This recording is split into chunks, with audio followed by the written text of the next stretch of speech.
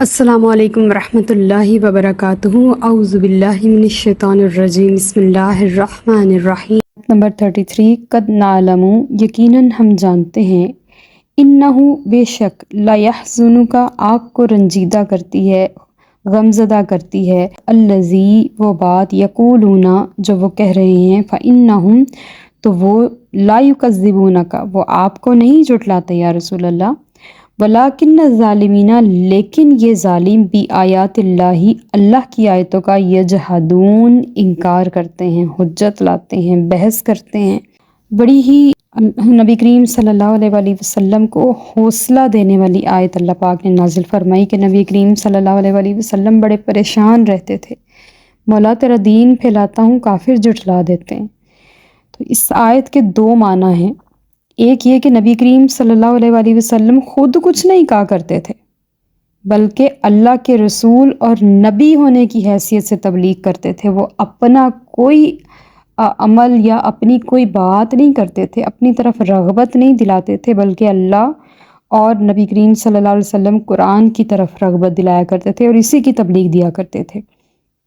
تو جب حضور کا رسالت کا انکار ہو گیا تو در حقیقت یہ اللہ کا اور اللہ کی آیات کا انکار ہو گیا۔ اور دوسرا معنی یہ ہے کہ نبی کریم صلی اللہ علیہ وآلہ وسلم تو صادق ہیں،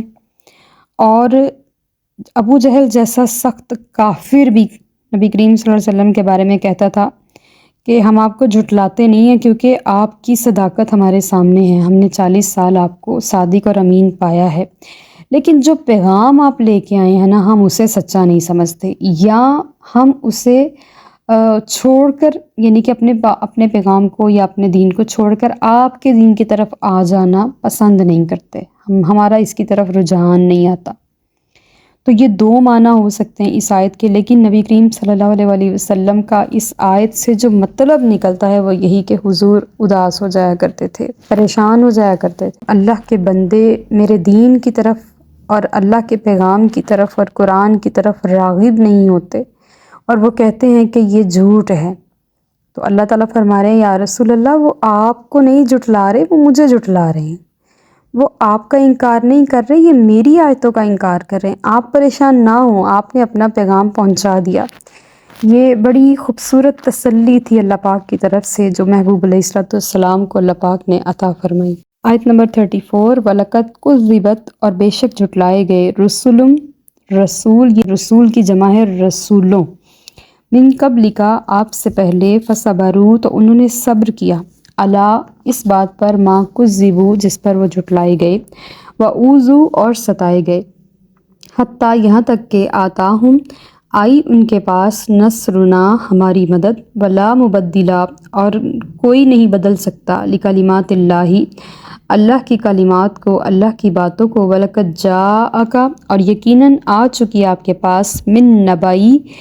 کچھ خبریں، المرسلین، رسولوں کی، یعنی کہ نبی کریم صلی اللہ علیہ وآلہ وسلم کو اللہ پاک نے، قرآن پاک نے 26 انبیاء کرام کا تذکرہ کیا، اور کچھ انبیاء کرام کا بار بار تذکرہ کیا،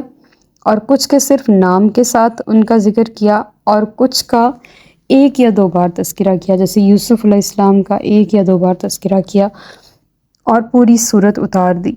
اور کچھ انبیاء کرام کا بار بار، جیسے کہ حضرت ابراہیم علیہ السلام کا، حضرت موسیٰ علیہ السلام کا، حضرت عیسیٰ علیہ السلام کا،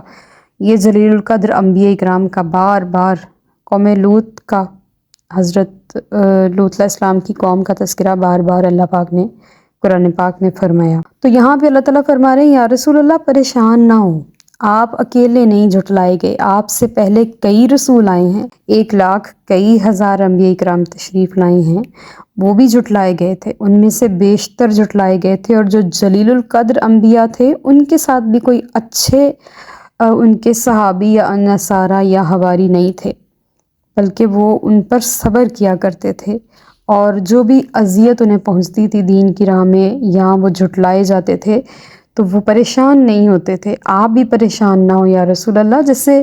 کسی کو حوصلہ دیتے ہیں نا، جب ہم کسی بچے کو اسکول بھیجتے ہیں اور کہتے ہیں بیٹا ہم سب بھی یہیں سے پڑھے ہیں، آپ نے بھی پڑھنا ہے، دل لگا کے پڑھنا ہے، محنت کرنی ہے، ہم سب نے بھی یہ کام کیا ہے، آپ نئے نہیں ہو، یعنی کہ اپنی مثال دے کے بچے کا حوصلہ بڑھایا جاتا ہے۔ تو یہاں اللہ رب دو جہاں نبی کریم صلی اللہ علیہ وآلہ وسلم کو پچھلے انبیاء کرام کی مثالیں دے کے حضور کا حوصلہ بلند فرما رہا ہے کہ یا رسول اللہ، آپ ان کی اذیت رساں باتوں پہ پریشان نہیں ہوں، آپ ان کے جھٹلائے جانے پر پریشان نہ ہوں، آپ ان کی اذیتوں پر پریشان نہ ہوں۔ پچھلے انبیاء کرام کے ساتھ بھی ایسا ہی ہوا تھا، اور ان کے پاس ہماری مدد آئی تھی، اور ہماری نصرت نے باطل کو سرنگوں اور ذلیل کیا تھا، اور ان نبیوں کے دین کو، اللہ کے دین کو بلند کیا تھا۔ تو یا رسول اللہ، آپ کے اسلام کو جو بلند کرنے کا ہم نے وعدہ کیا ہے وہ پورا ہو کر رہے گا، اور آپ کو بھی اللہ پاک کی طرف سے نصرت اور مدد آئے گی۔ اور ہم نے دیکھا، غزوہ بدر میں دیکھا، غزوہ حنین میں دیکھا، دیگر غزوات میں دیکھا، اور دور مصطفیٰ کے مکمل ہو جانے کے بعد آپ کے خلفائے راشدین کے دور میں دین کو پھیلتے دیکھا، اور آج تک ہم دیکھ رہے ہیں کہ کس طرح روزانہ کی بنیاد پر لوگ کنورٹڈ ہو رہے ہیں، اسلام کی طرف راغب ہو رہے ہیں، اسلام اپنی حقانیت منوا رہا ہے اور اپنی سچائی کو تسلیم کروا رہا ہے کہ جو لوگ اسلام میں سے کجی ڈھونڈنا چاہتے ہیں، وہ اسلام کے اندر غلط تحقیقات کرتے ہیں، تو اللہ ان کو ہدایت کا نور عطا فرما دیتا ہے اور وہ مسلمان ہو جاتے ہیں۔ یہ روزانہ کی مثالیں ہم دیکھ رہے ہیں۔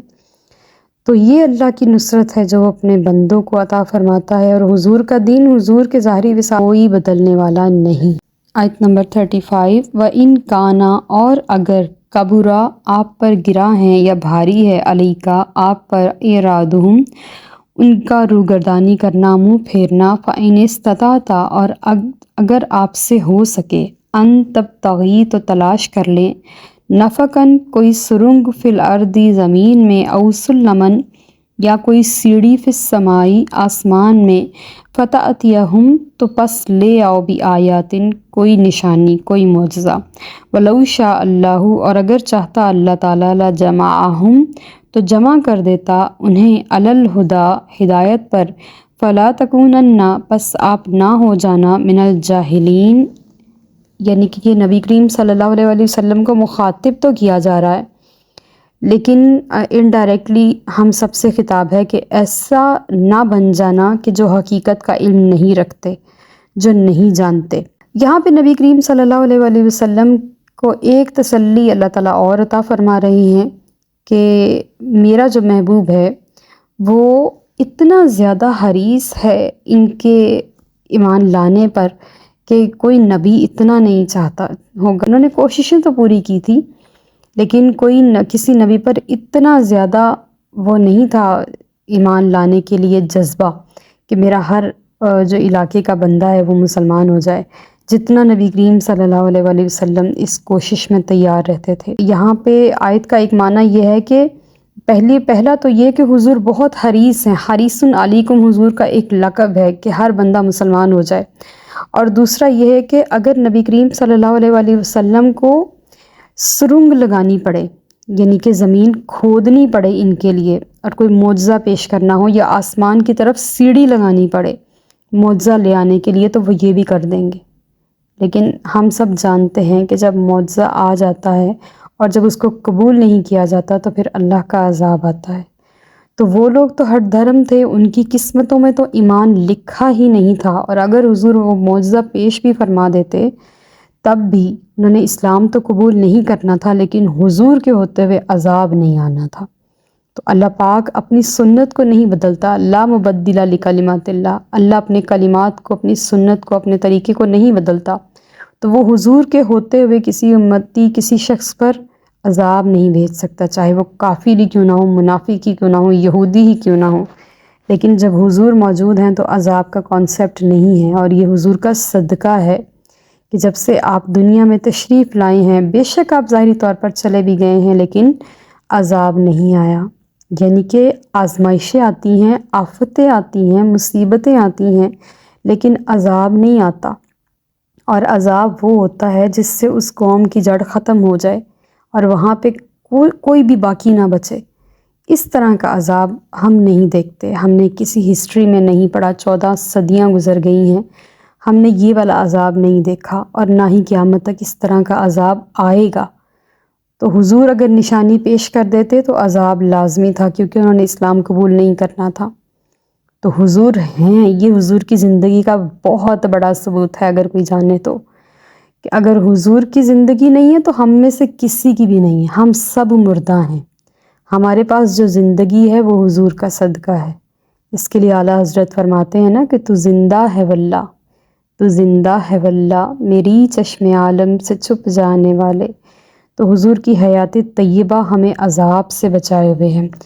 تو اللہ تعالیٰ فرما رہے ہیں چاہے سب جمع ہو جائیں،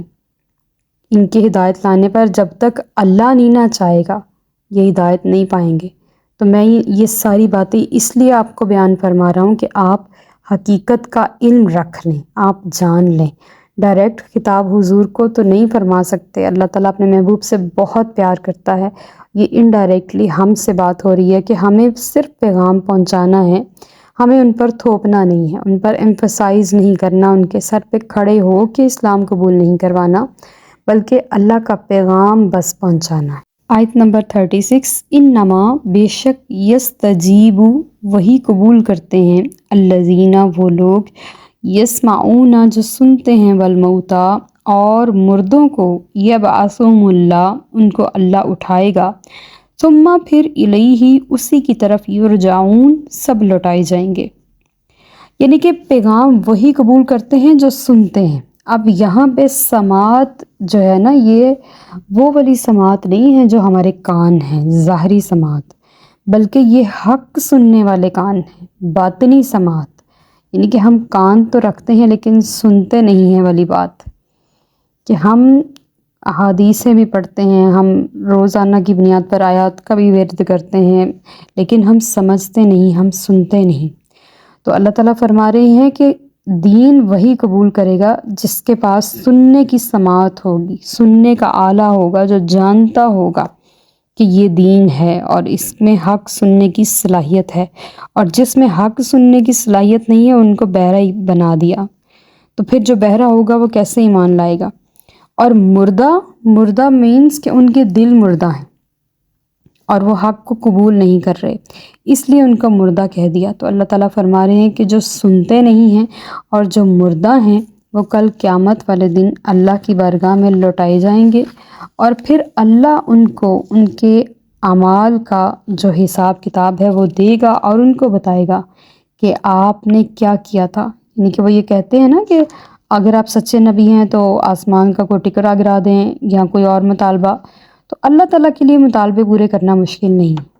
لیکن جب ابھی ہم نے بات کی ہے کہ مطالبہ اگر پورا ہو جائے اور وہ تب بھی ایمان نہ لائیں، جیسے کہ ان کی سرشت میں ایمان لانا لکھا ہی نہیں ہے، تو پھر عذاب سے بچ نہیں سکتے، اور حضور کے ہوتے عذاب آ نہیں سکتا۔ بس معاملہ یہاں پر اتنا صحیح ہے۔ اللہ پاک ہمیں عمل کی توفیق عطا فرمائے، آمین۔ آیت نمبر 37، وقالو اور بولے، لولا کیوں نہیں، نزلہ اتاری گئی، علیہ ان پر، آیات من ربہ کوئی نشانی ان کے رب کی طرف سے، قل آپ فرما دیجئے، ان اللہ بے شک اللہ تعالیٰ، قادر ہے، علی اس بات پر، ان ینزل کہ اتارے، آیاتم و کوئی نشانی، ولیکن اکثرہم لیکن اکثر لوگ، لا یعلمون نہیں جانتے۔ یہاں پر کفار کی فرمائشوں کا تذکرہ ہو رہا ہے کہ کبھی کفار کہتے تھے کہ یہ جو عرب کا صحرا ہے اس کو سارا ریگزار بنا دیا جائے، یعنی کہ یہاں پہ ہر طرف لہلاتے کھیت ہوں، باغات ہوں، کھیتیاں ہوں، اور طرح طرح کے پھل اور پھول ہمیں کھانے اور دیکھنے کو ملیں، اور پھر کہتے کہ یہاں پہ چشمے بہنے لگ جائیں، خوبصورت وادیاں ہوں، ندیاں ہوں، اور پھر کبھی کوئی مطالبہ کرتے کہ اگر آپ سچے نبی ہیں تو آسمان کا ایک ٹکڑا ہم پہ گرا دیں۔ تو اللہ تعالیٰ کے لیے یہ ساری چیزیں ناممکن نہیں تھیں، وہ ایک کن کا مالک ہے، اور وہ کن کہتا تو فیکون ہو جانا تھا، وہ کام ہو جانا تھا۔ لیکن بات ساری یہی ہے کہ نبی کریم صلی اللہ علیہ وآلہ وسلم کی موجودگی میں ان پر عذاب نہیں آنا تھا،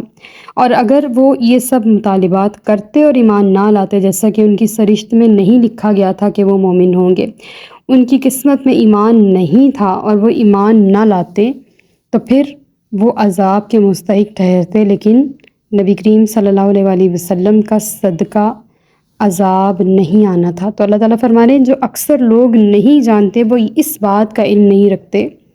کہ عذاب حضور کے ہوتے نہیں آنا۔ وما علینا الا البلاغ المبین۔ Like, subscribe and share.